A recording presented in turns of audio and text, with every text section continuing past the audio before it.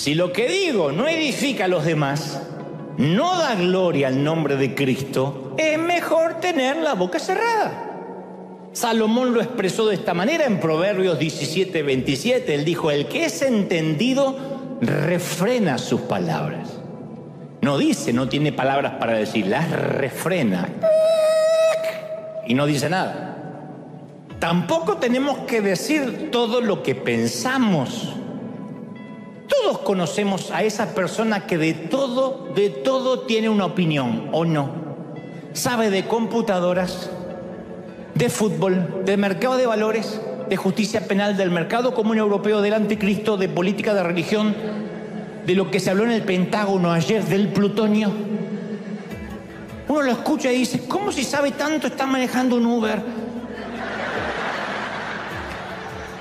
¿Cómo es que no lo recluta el servicio de inteligencia? Pues sabe todo. Por estadística, en todos los grupos de amigos o en toda familia hay alguien así. Si no reconoces inmediatamente a alguien, eres tú.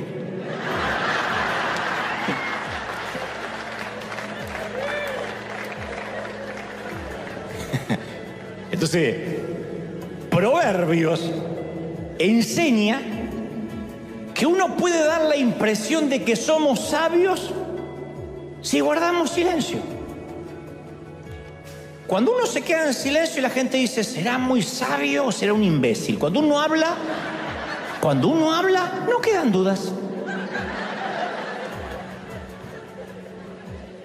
Salomón dice: hasta un necio pasa por sabio si guarda silencio. Hace un tiempo atrás, cuando mi padre partió hacia la eternidad, un amigo en común, un amigo que lo cuidaba en los últimos años, me envió un sobre con algunas de las cosas personales que mi padre atesoró durante su vejez. Y allí en ese sobre había un cinturón de cuero, un viejo reloj pulsera, un anillo de bodas, documentos en color sepia y una carta amarillenta, una carta escrita con bolígrafo azul. La carta era mía, se la había escrito a mano en algún día del padre y por alguna razón Dios permitió que mi padre la conservara.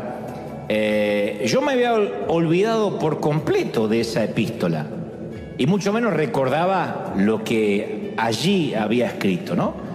Como adolescente yo le expresaba, como jovencito yo le expresaba lo que él significaba para mí, porque lo había escrito hace muchos años, y fundamentalmente le agradecía por sus consejos. Pero un fragmento de esa vieja carta me reveló de dónde provenía un arraigado sistema de creencias que convivió conmigo durante gran parte de mi vida adulta. Lo descubrí ahí en la carta. Decía: papá, realmente me has enseñado a evitar problemas, te lo agradezco. Y luego repito una frase que se ve que él me decía y yo había olvidado. Dice: como bien tú dices, papá, ¿qué cuesta cerrar la boca y darle la razón a todo el mundo? Supongo que el Señor hizo que mi padre guardara aquella carta para que yo autodescubriera un viejo cableado interior, ¿no? Inocentemente mi padre me enseñó: evita los conflictos.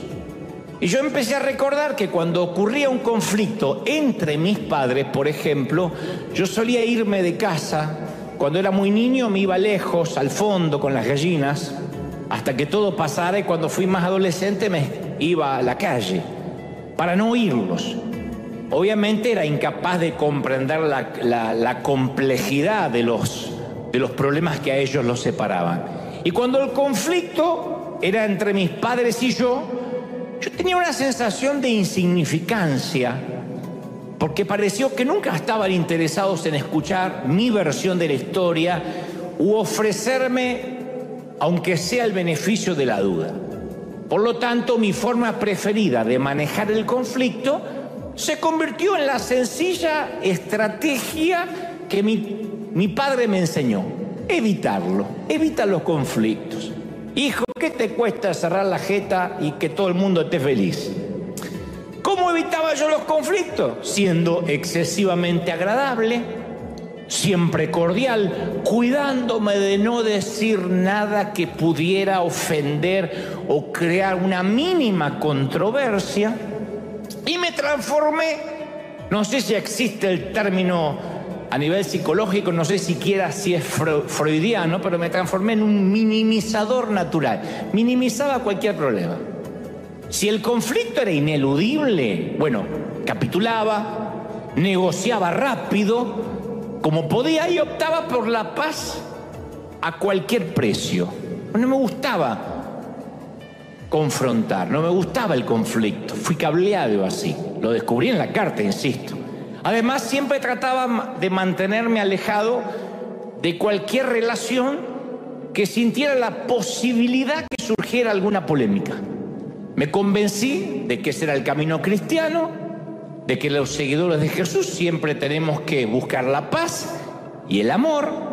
Ya de por sí, voy a generalizar con esto, nunca hay que generalizar, pero me permito la terminología.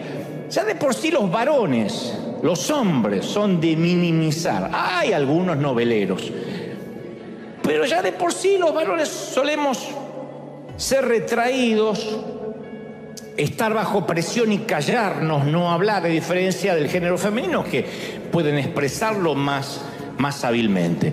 Pero yo, además de eso, no solo me callaba, sino que simulaba que nada pasaba. Y por esa estrategia no combativa, nadie sospechaba cuando yo estaba herido o enojado por dentro, o que me sentía disminuido.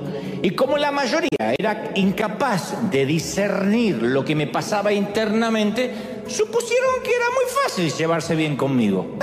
Antes, buen muchacho, se puede llevar bien con él, es un buen tipo, nunca hace problemas por nada, siempre se sonríe. Si nos guardamos la verdad cuando nos conviene, porque nos expone si la decimos, pero la usamos para herir a otros cuando nos sentimos heridos, entonces nuestra autenticidad no es una expresión de amor. Para aquel que dice yo soy muy honesto, pero no viene del amor, es para herir. Por eso siempre aclaro, ser auténticos y sinceros no es ser groseros y andar por la vida diciendo lo primero que se nos viene a la mente. No tenemos que decir todo. Para aprender a enfrentar los conflictos, primero tenemos que hacernos expertos en controlar nuestra lengua. Porque uno cree, está bien, voy a confrontar y a partir de mañana ya lo decidí, ofendo a todo el mundo. No. Uno tiene que aprender a cómo confrontar. Yo sé que algunos son brillantes conversadores acá y no tienen problemas en articular palabras, todo lo que sienten. Son un Neruda, un Coelho, un Gabriel García Márquez reencarnado en un miembro de River. Yo sé. No abundan, pero existe esa gente que dice, yo articulo con palabras todo y siempre me expreso bien y la gente me aplaude. Bueno, son los que pueden unir palabras con sensatez y sentido común. Y también están los que hablan mucho y no dicen un cuerno. Que dice, voy a ponerme a hablar hasta que tenga algo para decir. Por eso insisto, para aprender a enfrentar los conflictos, primero tenemos que aprender el arte de cuándo hablar y cuándo callar, discernir las temporadas. Necesitamos aprender a pensar antes de hablar, porque si no uno habla y en vez de colaborar con el arca, ayuda con el diluvio. Alguien está cambiando una llanta así, que se le ponchó una rueda y está sufriendo y dice, ¿pinchaste? No, siempre a esta hora paro en el freeway, en el medio de la 91 y cambio las ruedas. Es una costumbre que me quedó de la Fórmula 1. No voy a recibir una buena respuesta si pregunto en el momento inadecuado. Entonces, ser auténtico y honesto no significa, ay, es que yo no me callo nada. No estamos obligados a priori a decir todo lo que sabemos. La autenticidad, grábate esto, la autenticidad no es falta de privacidad. Ser auténtico no es mostrar nuestra vida y los calzones por las redes sociales. Ser auténtico no es falta de privacidad. Yo soy muy auténtico, pero mi privacidad es privacidad. Ser auténtico no significa ser los Kardashian. Y voy al baño y sentado en el inodoro sacarme una selfie, porque yo soy auténtico. No. Ser auténtico no es falta de privacidad. Es una línea que hay que separar. Está mi privacidad y está la parte de consumo público que va a ser lo más auténtica posible. Proverbios 13:3 dice: el que refrena su lengua protege su vida. El ligero de labios provoca su ruina. No digo que me digan amén, pero hagan memoria si acaso la mayoría de los problemas que hemos tenido no fue por lengua larga, por hablar, por decir, ay, ¿qué dije? ¿Por qué no tenía que haber dicho? ¿Para qué me metí en ese lío? Proverbios de ahí se rió porque sabe que se metió en lío ahora, en Thanksgiving se metió en lío la señora. Se quejó del pavo seco y la nuera pobre hizo lo que pudo con el pavo. Proverbios 10:19, el que mucho habla, mucho yerra, el que es sabio refrena su lengua. Entonces, no es que hagamos un voto de silencio, pero nos evitaríamos muchos problemas si pensáramos antes de hablar. A mí me ha costado mucho, porque también se me junta el hecho de, bueno, yo quiero evitar conflictos, tengo que a veces decir las cosas, pero cuando uno acumula, cuando uno traga, el día que explota. Es el huracán Otis, pero acá. Y uno después dice, me desconocí. Claro, porque toda esa erupción interna, que nunca salió de la manera adecuada, un día sale de la peor manera.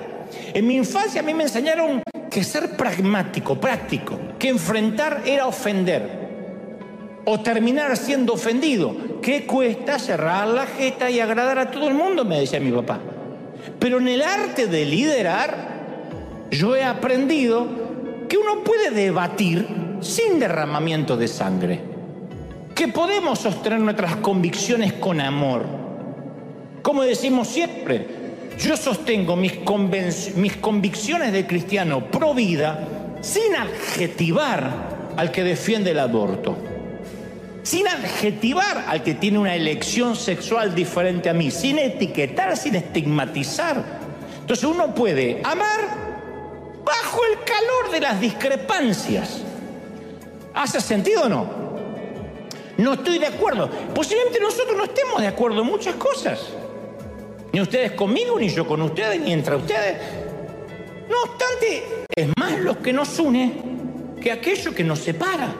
Y lo que nos separa lo mantenemos allí. Pero cuando uno mantiene las relaciones todo el tiempo agradables y bien lubricadas y filtramos las frases para asegurarnos que nadie se ofenda, y si nos sentimos heridos o molestos tenemos el cuidado de esconderlo, de tragarlo, y todo lo que sale no es lo que contamina al hombre. La Biblia dice que no todo lo que entra contamina al hombre sino lo que sale, pero cuando lo que nos tragamos es la amargura, cuando nos tragamos es el odio, después termina saliendo eso, y eso es lo que contamina. Entonces el objetivo de ser auténtico, de ser honesto, es tener suficiente amor para que ser precisamente quien uno es con total transparencia. Decir, este soy, esta yo soy.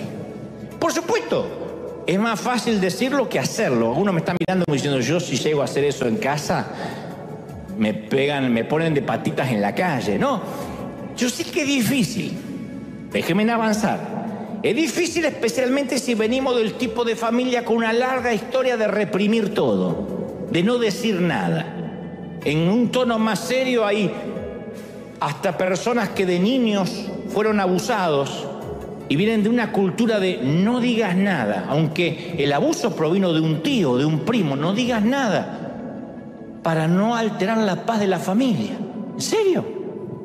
Hemos hablado con adultos que dicen, yo fui abusado por un tío, porque a veces los abusadores, no a veces, la mayoría de los abusadores son gente muy cercana, por un padrino, por un compadre, y por preservar la amistad adulta, hacen callar al niño. Ni siquiera es una estadística, porque para hacer una estadística lo tiene que denunciar. Y algunos vienen de una cultura de "Shh, mejor no digas nada y tapemos esto, porque después va a ser incómoda la próxima Navidad cuando venga el fulanito que te abusó". ¿De verdad? Y traemos un sinvergüenza y hacemos callar al niño. Imagínate con lo que tiene que ver con lo emocional, ya no vayamos al abuso. Siempre nos han hecho callar. Yo recuerdo haber tenido una conversación con mi pastor hace muchos años atrás, cuando aún yo era muy joven y propenso a cometer errores de principiante. Y en ese día en particular, por alguna razón que no viene a la línea del relato, la conversación se puso difícil y el pastor me dijo algunas cosas que yo no quería escuchar. Obviamente el pastor nunca fue grosero, ni mucho menos, simplemente me marcó aristas, detalles de mi carácter. Y yo respondí revelando sentimientos de frustración de una forma muy poco madura. Y nunca voy a olvidar lo que me dijo. Me dijo: Dante, tienes un problema grave. Eres demasiado sensible a la crítica y te tomas todo de manera personal. Si no puedes escuchar la verdad y lidiar con la verdad, no vas a durar mucho en el ministerio. Acostúmbrate a las conversaciones difíciles. Y le dije: lo que pasa es que a mí no me gusta tener conversaciones difíciles. Y él me dijo: nunca vas a poder liderar nada, ni a nadie, sin tener conversaciones difíciles.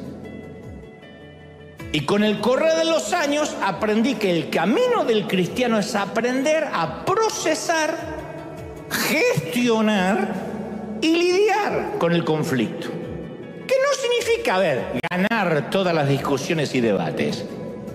Porque en un debate no se trata de que hay un ganador y un perdedor. Es tener una conversación difícil. A lo mejor al final de la plática estamos de acuerdo en que no estamos de acuerdo. Hay que estar siempre de acuerdo en todo. A mí siempre me entristece leer la historia de Hechos 15, la disensión que surge entre Pablo y Bernabé con respecto a darle una segunda oportunidad a un muchachito llamado Juan Marcos.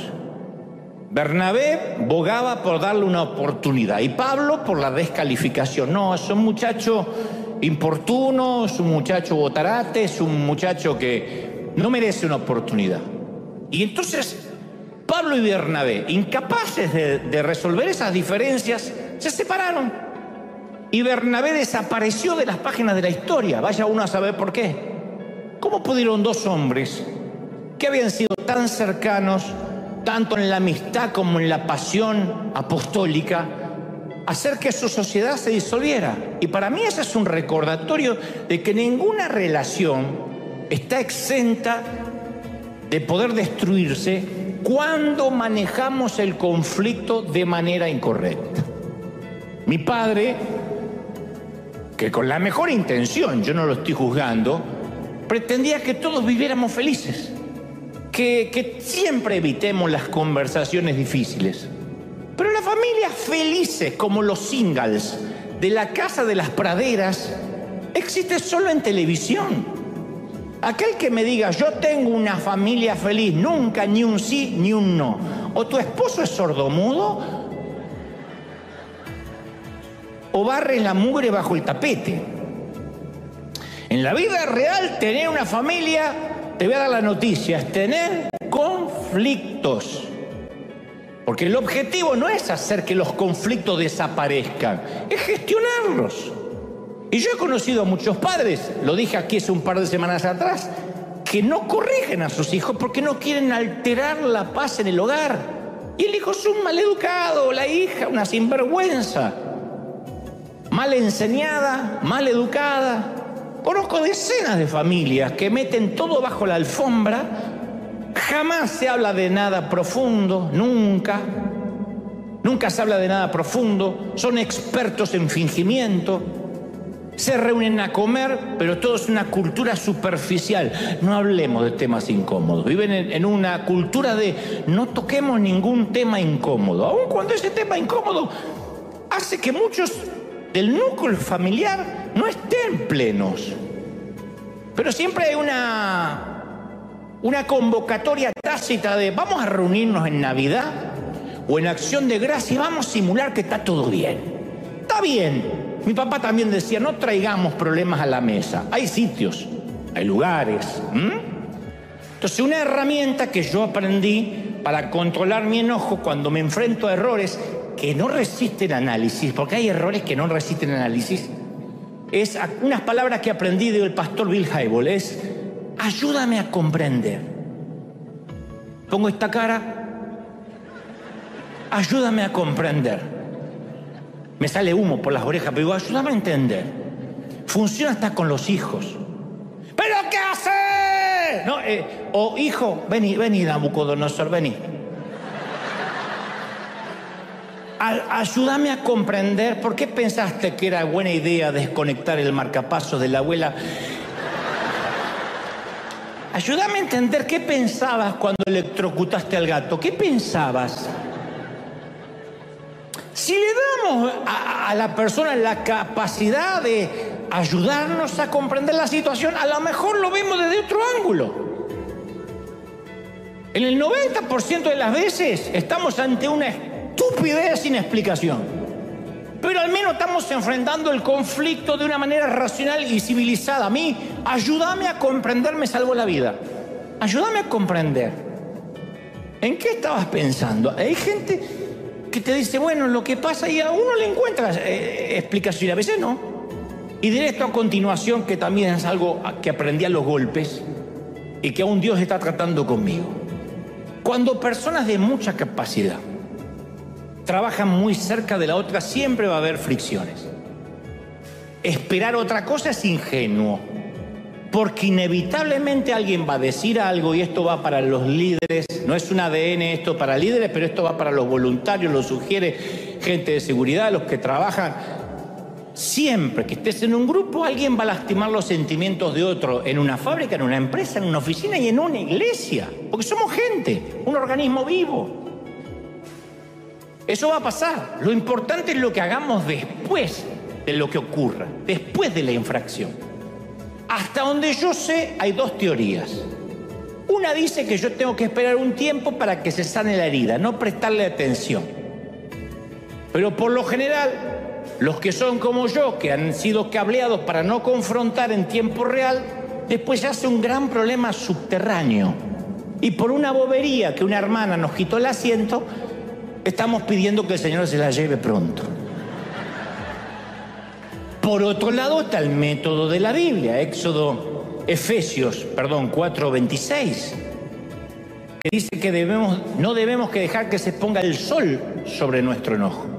Mateo 5 dice que si aún uno estamos en un culto de adoración y recordamos que sentimos adversión por alguien, hay que salir del servicio y arreglar, reconciliarnos para volver a adorar sin impedimento. Hasta eso dice la palabra. Entonces, las Escrituras dan a entender que cuando más tiempo pase entre la infracción y el intento de solucionarla, más probable que sea el distanciamiento y el dolor. Y si estás cableado de fábrica como yo, vas a tratar de evitar arreglar esa situación. ¿Cómo lo vas a evitar? Yo decía, mi paz vale más que cualquier suma de dinero. No hay nada que suene más espiritual que eso. Pero era cobardía disfrazada de reverencia. Otros dicen, es que yo ya lo perdoné, no tengo problemas con nadie. Y tiene un odio por dentro. Entonces, cuando experimentamos una ruptura y atendemos de inmediato, eso se va. Es doloroso, es una conversación difícil, pero cuando lo dejamos pasar, es como, una vez escuché un ejemplo, es como poner a alguien en un asador y rostizamos la relación. ¿Vieron los pollos que están dando vueltas así en un rostizado? ¿Así? Lo damos vuelta y vuelta y vuelta, que esos pollos terminan rostizados y mareados, porque de tanto dar vuelta, hasta que nuestro enojo lo empieza a quemar todo y seguimos pensando nuevas razones por las cuales esa persona la tenemos a fuego lento, rostizándola. Y antes de que nos demos cuenta, asamos a esa persona y la convertimos en una versión irreconocible de quien fue una vez. Perdonarlo no, homicidio sí. Yo siempre le digo a los muchachos que trabajan cerca de mí que si digo algo o si hago algo que puede ser consciente o inconsciente, no me rosticen como un pollo. Vengan a hablarlo conmigo lo antes posible. A lo mejor tengo una explicación. Díganme, ayúdame a comprender, Dante. Pero no me rostice. Y también sostengo que quienes desean servir a Dios en River tienen que ser personas que puedan lidiar con la instrucción, con la crítica.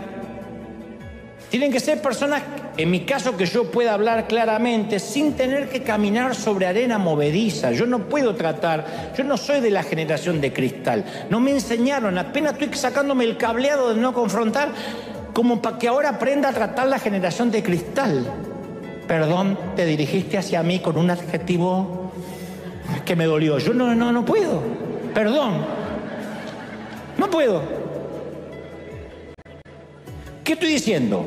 Que si necesita una persona ser corregida en ciertas áreas, yo pueda decírselo claramente sin que tenga que preocuparme que a lo mejor estoy lastimando sus sentimientos.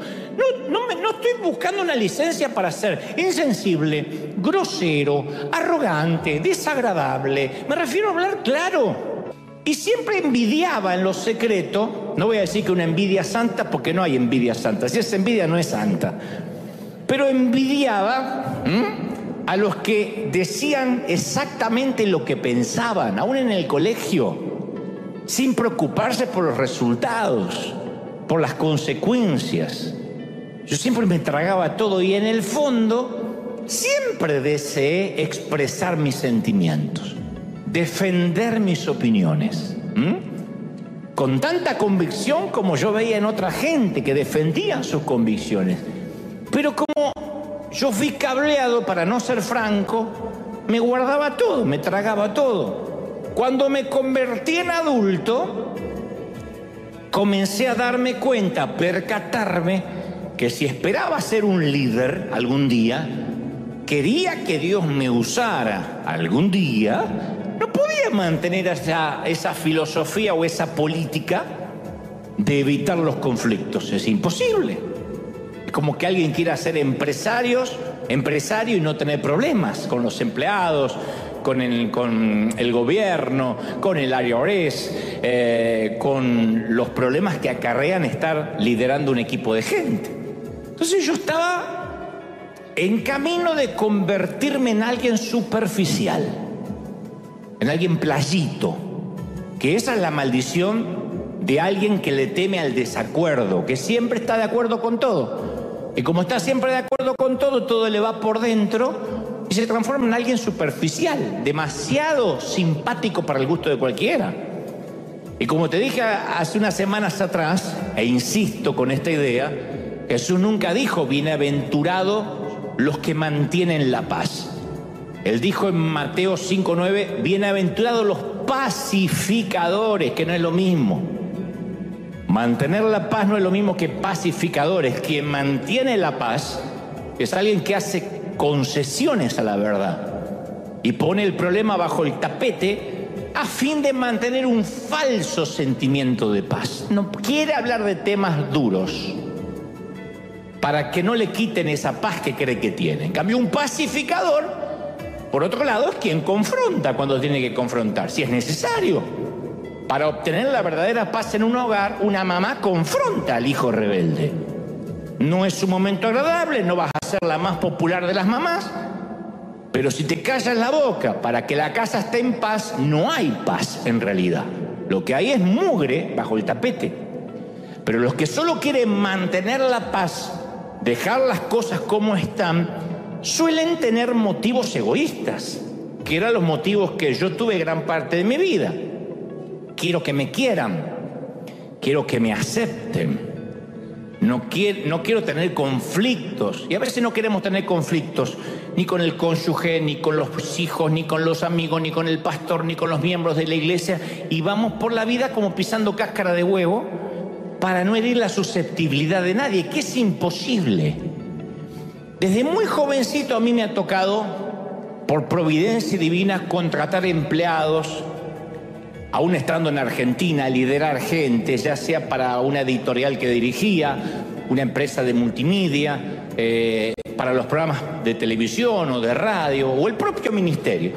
Y en algunas ocasiones, algún empleado disconforme, que suele pasar, me amenazaba injustamente con una demanda civil si no le daba un dinero que él creía merecer, pero no un dinero que dictaba la ley. Bueno, me voy a ir y quiero este dinero y lo reclamo y voy a hacer una demanda. Recuerdo que mi abogado me aconsejaba y me decía, deja que vaya por el camino legal. La justicia va a demostrar que es un timador. Le vas a tener que pagar, a priori, lo que corresponde por ley, no lo que caprichosamente él quiere.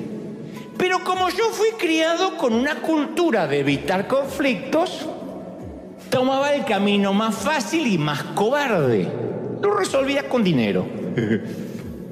Y no era que me sobraba ni mucho menos, ¿eh? No era Jeff Bezos ni Donald Trump diciendo, bueno, le doy un poco de tanto dinero. He llegado a pedir préstamo para pagarle a un desgraciado que no se lo merecía.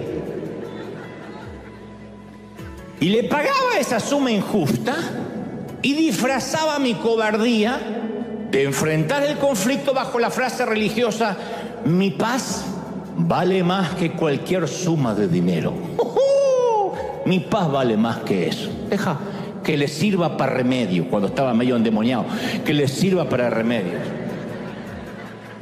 que le sirva para pagarse la quimioterapia. Pero cuando uno está enojado, que dice, está bien, que se lo guarde, que lo guarde. Pero era cobardía, era no querer enfrentar, y así lo hice durante algunos años. Negociaba con terroristas emocionales, y en mi afán de no tener conflicto, aceptaba la extorsión de gente inescrupulosa, porque cuando la gente ve que no queremos tener conflictos, que evitamos enfrentar, nos va a extorsionar. Sabe que somos extorsionables. Tenemos un cartel que diga, extorsiónenme en esta mañana, disponible. Pero existe gente que quiere servir, pero nunca se le puede decir nada, porque se te ofenden de muerte. Te dicen, yo estoy haciendo lo mejor que puedo. Soy voluntario, lo hago de corazón. Y uno sabe que si lo deja ir, va al suicidio, se va a colgar de la 91. Uno sabe eso. Y ahí tenemos un problema, porque cualquier instrucción o cambio de orden se lo toma de manera personal. Entonces yo uso el axioma que dice, cuando mayor sea la necesidad, más corta es la oración. Si yo me estoy ahogando, no diría, Padre eterno, Dios de Abraham, Isaac y Jacob, el Todopoderoso, el que era, el que fue y el que es, santificado sea tu nombre. Siento que me estoy ahogando, arrójame una cuerda. Aunque convengamos que ya fui salvo en la cruz del Calvario, yo si me estoy ahogando no me voy a preocupar si estoy orando a Dios o mencioné a la Trinidad. Estoy ocupado en mantenerme vivo. Por lo tanto, a mayor necesidad, más corta la oración. Y los hispanos tenemos que aprender a hablar menos, más corto, precisas instrucciones. Una buena instrucción es no tener que dar explicaciones. Es maravilloso. Es maravilloso decir, quiero que hagas esto. No mal, pero necesito que hagas esto. Por favor, le puedo agregar el por favor y el gracias. Y el otro entiende, ya está, no hay que repetir 40 veces, no te dice ahorita. No te dice ahora, ahorita, después de la ahorita. Y otro tema que no es menor antes de culminar. No importa si alguien es empleado o voluntario. La experiencia a mí me ha enseñado, y espero que lo aprendamos todos los que aquí tienen negocios, empresas, compañías. Siempre contratamos a la gente por lo que sabe y los despedimos por quienes son. Siempre. Uno puede contratar al mejor músico que lee las partituras, compone, ejecuta, pero uno lo despide después por una mala actitud. Contratamos a una administradora porque es veloz en la computadora, conoce el Excel, las ganancias, las pérdidas, está pendiente de cada centavo, pero la despedimos porque le encanta maltratar a la gente. Entonces, por lo general, los conflictos en el trabajo se inician por asuntos de personalidad y nunca de capacidad, casi nunca de capacidad. Yo nunca me tuve que deshacer de alguien por falta de capacidad. Pero la falta de carácter no se aprende aumentando un salario o dándole más días de vacaciones. La falta de carácter siempre, siempre, siempre es una bomba de tiempo. Y el miedo a enfrentar esa bomba, querido pastor, va a hacer que todo estalle. Eso me enseñó otra lección que he aprendido con los anglos. Contratemos lentamente, despidamos rápidamente. Los hispanos hacemos al revés, contratamos rápido sin verificar nada y despedimos lento. A veces es mejor tener una vacante que una mala ayuda. Pero nosotros nos apresuramos en la decisión al emplear y retrasamos la decisión de quitarnos gente. Yo sé que hay mucha gente aquí que trabaja, que tiene compañía, aunque suene duro. Yo aprendí que el mejor momento de despedir a alguien, que no le estamos quitando la salvación, lo estamos despidiendo de un empleo. ¿Cuándo es el mejor momento? Cuando por primera vez lo consideramos. Si la persona no tiene problemas de carácter, nunca se nos ocurriría despedirla. Pero si cada vez que lo vemos decimos, ¡ay, cómo me sacó este de encima! Eso es un conflicto que hace años estamos tratando de evitar. Supongamos que el doctor nos diagnostica cáncer y dice, ¿cuándo quiere programar la operación? ¿Y qué vamos a decir? ¡Ya! ¡Cuanto antes! Y como líder, como pastores, como dueños de una compañía, a veces tenemos que preguntarnos, ¿por qué toleramos? Tenemos que preguntarnos, ¿por qué toleramos a veces gente incompetente? No hablo de salvación, no hablo de un hospital, del alma, de la gente rota, hablo de nuestras relaciones, a veces hasta pagando. ¿Por qué permitimos que alguien infecte por meses el resto del liderazgo, el resto del personal con su actitud? No porque queremos ser buenos cristianos, sino porque estamos administrando mal los recursos de Dios. Y no nos quitamos de encima a cierta gente porque estamos evitando el conflicto. Y muchas veces me tocó a mí de tolerar incongruencias en el carácter de alguien, falta de respeto, arrogancia, maltrato. Y cuando las cosas no daban para más, tomaba las riendas del asunto, le decía, Señor, ayúdame, Padre, sácamelo de encima. Y Dios dice, sacátelo. Yo sé de gente hasta que ha orado por enviudar. Lo único que te pido, Señor, que no sufra muerte súbita, así que me levante una mañana este frío. Vos te casaste con el condenado, sácatelo vos de encima. Entonces no podemos decir, Señor, quítamelo, Padre, quítamelo. No, el anatema lo sacas tú de ahí. Dios le dice a Josué, el anatema lo sacas tú del campamento, no tendrás victoria en las batallas. ¿Qué me pedía a mí que te lo saque? A veces estamos orando, Señor, si esto no es tuyo, quítalo de mi vida. ¿Y quién lo trajo? ¿Quién lo subió al arca? Y Dios siempre me dice, si decepción, no fue una sorpresa, te regalé el discernimiento. Ignoraste las alarmas que sonaron durante tanto tiempo. Una alarma la apagabas, otra alarma la apagabas, otra alarma la apagabas, hasta que el incendio es tan grande y le pides que yo sea el bombero, dice Dios. ¿De verdad? Entonces inconscientemente yo apagaba las alarmas porque escuchaba a mi padre decir, ¿qué cuesta cerrar la boca y darle la razón a todo el mundo? ¿Qué cuesta? Todo nos cuesta. Nos cuesta la paz, nos cuesta la energía, nos cuesta dinero, todo nos cuesta. Pobrecito mi papá, que en su ignorancia académica pensaba que me estaba dando un gran proverbio. Pero me arruinó el creer eso gran parte de mi vida adulta. Yo siempre recuerdo cuando Juan Carlos Ortiz, pastor fundador de esta congregación, me acompaña a tener la entrevista con los Schuller, que eran quienes estaban a cargo de la Catedral de Cristal. Cuando me convocan para ser pastor, para que aplicara como pastor de la iglesia hispana de la Catedral, le dije, Juan Carlos, en el camino, en el campo, le digo, mire que yo no hablo inglés. Nada, dice, ni una papa, nada. Y no tengo estudios bíblicos formales. Nunca pastoreé en toda mi vida. Dice, pero aunque sea la escuelita dominical, fuiste de niño. Le digo, un par de veces.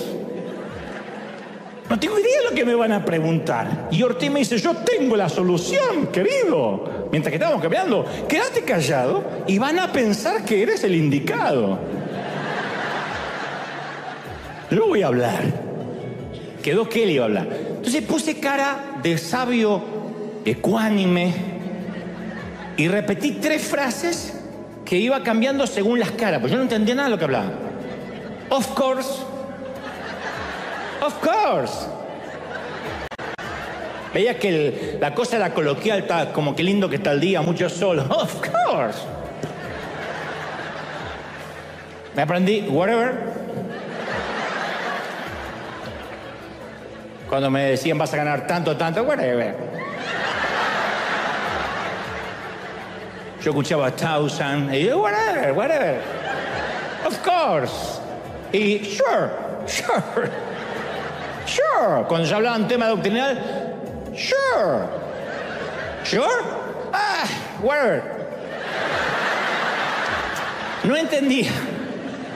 Así es una entrevista yo.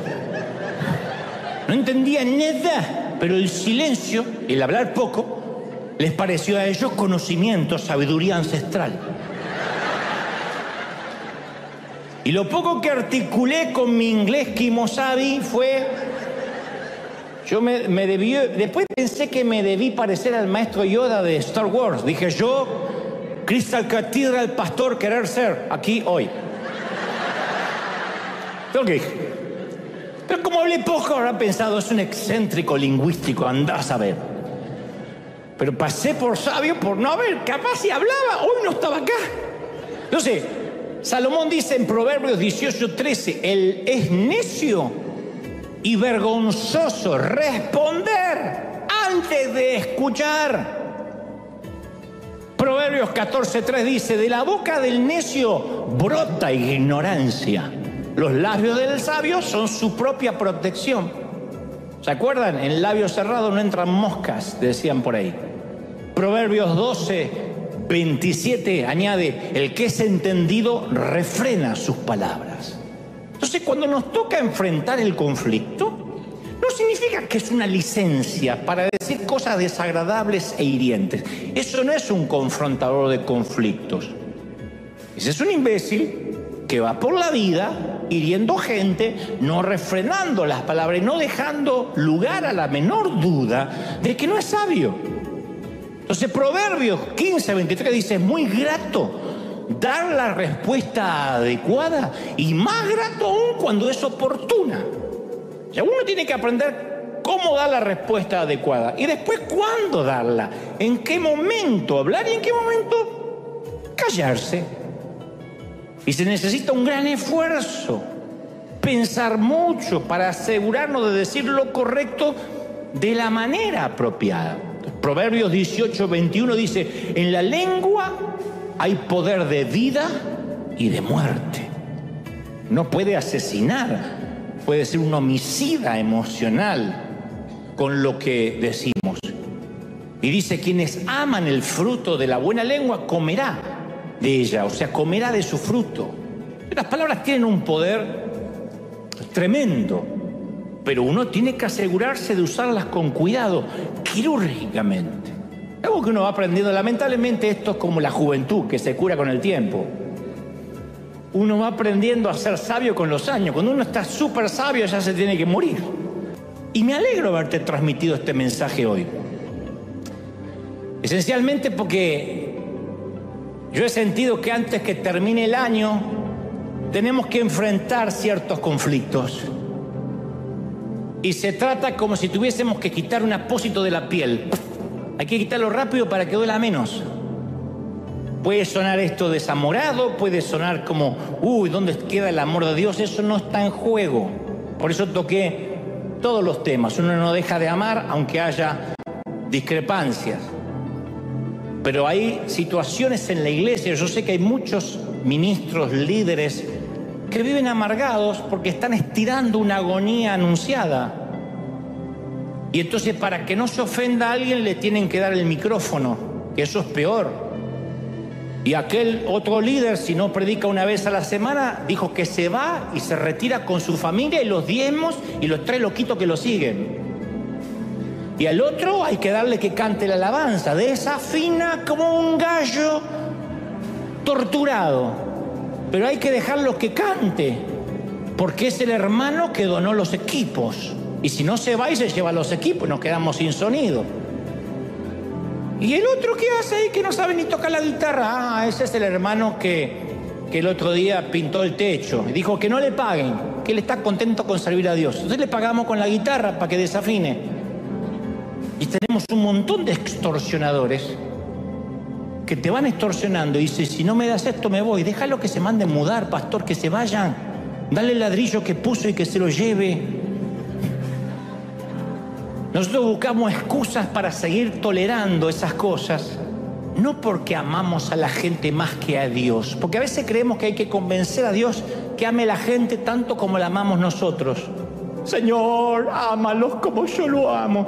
Si nosotros no fuimos a la cruz por nadie, no somos más buenos que Dios, te lo aseguro. Nos enfrentamos porque evitamos los conflictos y queremos mantener la paz en lugar de ser pacificadores. Entonces, para estas fiestas, hazte un favor. Regálate algo que no se puede comprar en tiendas. Así como yo a los 40 años me regalé el no, a los 50 me regalé la autenticidad, y más adelante, no digo a los 60 porque me falta, regálate algo que no te pueda regalar nadie, que no puedas encontrar alrededor de un árbol. Regálate el mirar a alguien a los ojos y dile, vamos, tengamos esa conversación difícil. Enfrentemos, caminemos, avancemos. Vamos a celebrar al Rey. ¡Aleluya! Una vez que recibes este mensaje y te pones de pie hasta en casa, aplaude fuerte, sí, llena el recinto diciendo, Señor, has hablado hoy con tus hijos, bendito sea el Señor.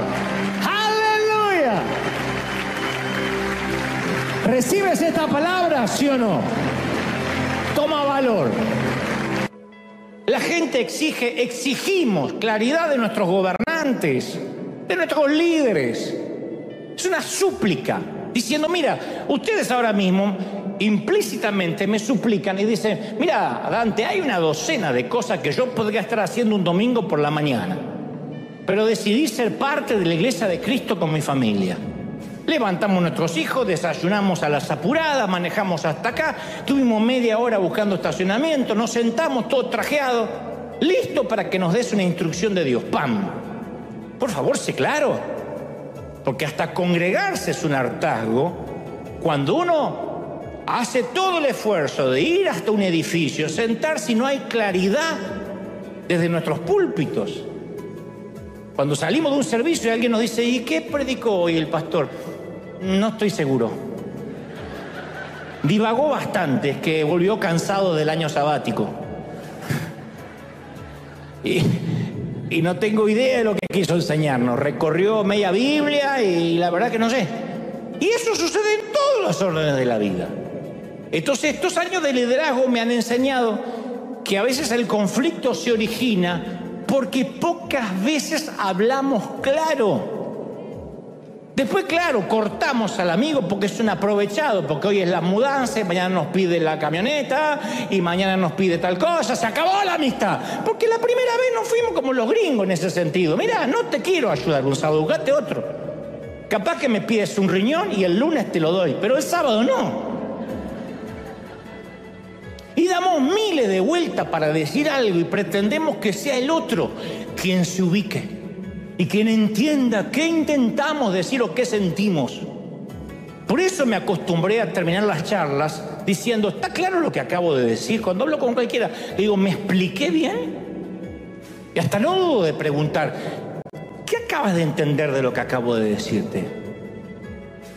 No uso el ¿me entendiste? Porque es insultar la inteligencia ajena. Pero en cambio uso el ¿me explico?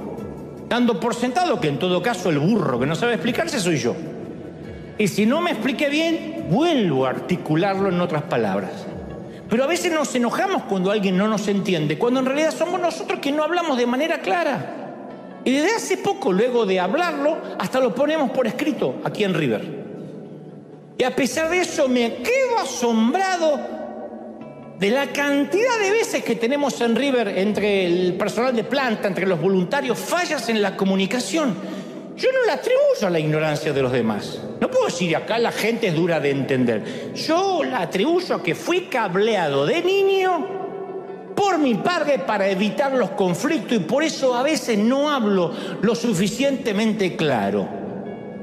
¿Vas a hacer esto? No te lo vamos a pagar. ¿Estás de acuerdo en hacerlo voluntariamente? Pero a veces damos tanta vuelta que el otro cree que va a cobrar, yo creo que no le voy a pagar, o viceversa, y se hacen unos conflictos. Y estoy trabajando todavía en eso, porque quien fue cableado para evitar los conflictos, esto no es como quien se cambia una camisa. Y he aprendido a otorgar el beneficio de la duda, que es otra forma sutil de enfrentar el conflicto. A veces alguien mete la pata a fondo y la gran tentación de alguien que acumula y acumula y acumula el día menos pensado encima. ¿Pero qué estabas pensando? ¿Qué tenés en la cabeza además de esa neurona que en soledad se quiere suicidar? Eso es humillante y hace que la otra persona levante las defensas y conteste aún peor y se arma Nagasaki, Hiroshima. Hay gente aquí que tiene compañías, me lo ha dicho, no voy a mencionar nombres, pero me ha dicho, yo recibo esta palabra cuando hablé algo similar hace unos meses y me dijo, fui y en mi compañía tenía gente tóxica que aguantaba porque era amigo, porque era primo, porque era cuñado, porque se acabó. No hagamos más de lo que tenemos que hacer, cumplamos y digamos, voy a ser honesto. En eso tenemos que aprender aquí de los anglos. Hay cosas que no. Hay cosas que tenemos que guardar y conservar porque solo los hispanos tenemos. Pero hay cosas que tenemos que dejar más allá de la frontera y decir, vamos a enfrentar, vamos a ser pragmáticos, a ser directos, a decir, no te puedo ayudar con la mudanza. Múdate otro día. O algo más serio, mira, sabes, hay algo en mi corazón contra ti y no quiero rostizarte, no quiero tenerte ahí en el asador.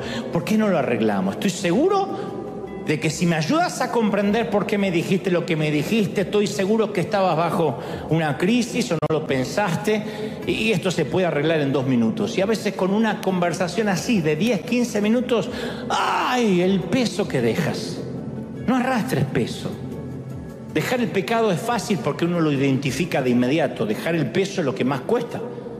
Porque pensamos, dejo de amar, dejo de ser cristiano, Dios me dijo. Entonces, si se acabó el tiempo de una persona que está viviendo de parte tuya, en tu casa, no aporta para la renta, te está dando cuenta que no te lava ni la loza, bueno, es momento de decirle, vea, mi hijo, a volar. Y eso no es dejar a alguien en la calle, es decir, basta. Yo puedo ser amable, yo puedo donar, yo puedo sembrar, yo soy un sembrador, Dios conoce mi corazón, pero hay un momento que Dios quiere tratar con un hijo pródigo y lo pone a comer algarrobas entre los puercos y nosotros vamos allí y le llevamos una carnita, un asado para que se quede más tiempo. Y lo que hacemos es retrasar un trato de Dios. Yo tengo que pensar mucho a quién sembramos, a quién damos, porque algunos son gente que necesita y otros son gente que si uno les da, bueno, pensaba orar y pensaba buscarme un trabajo, pero si me da, gloria al Señor. Otro chequecito más, si no es del gobierno, es de la iglesia. Y esa gente está acostumbrada a dar lástima, a que le den, sale por la vida pensando que el mundo le debe algo. Entonces uno tiene que decir, no, basta de extorsionadores. Regálate el no negociar con terroristas emocionales, no ofendiendo, no siendo grosero, diciendo, Señor, dime qué debo soltar, año y mes para soltar. Para que cuando soltemos y tengamos las manos vacías, Dios nos va a dar más unción, más bendición y más dinero para bendecir. ¿Tú lo crees? ¿De verdad que lo crees, sí o no? Vamos a orar. Levanta las manos al cielo, Padre. Gracias por esta mañana, gracias por esta tarde en cualquier parte del mundo. Levantamos las manos al cielo. Los que hoy reciben a Cristo en el corazón, di conmigo, Señor Jesús, perdona mis pecados, límpiame, quítame todo lo que ofende, todo lo que hiere. Señor, ahora nos calibramos, nos alineamos contigo, declaramos, Señor, que esta palabra sella empieza un cierre de temporada para abrir otra. Y en el día de acción de gracias, gracias por esta palabra. Gracias porque nos ayudas, abre los ojos, nos permites discernir. Señor, permíteme nunca más apagar alarmas, hablar, confrontar, enfrentar, aunque sea difícil. Señor, dísele al Señor, yo daré ayuda. El Espíritu Santo te va a ayudar a emprender, a hablar con ese jefe, a hablar con el empleado, con el cónyuge, con los hijos, con los padres. No temas, dice el Señor. Solo ve con el corazón correcto. No vas para dañar, no vas para lastimar, vas para bendecir. Señor, gracias por esta palabra. Gracias por esta palabra. Levanta las manos y dile, Señor, gracias, gracias, gracias por la salud, por la vida, por la iglesia, por la familia, por la palabra, porque hoy me has hablado, porque hoy has tratado conmigo, porque estás sanando mi corazón. Lo creemos, Señor, lo declaramos en el nombre del Padre, del Hijo y del Espíritu Santo. Recibimos esta palabra, sea carne, se sella en nuestro corazón, y recibimos esta palabra y confirmamos bendición en el cuerpo, en el alma y en el espíritu. Amén y amén. Gloria a Jesús. A la gente del mundo, Dios te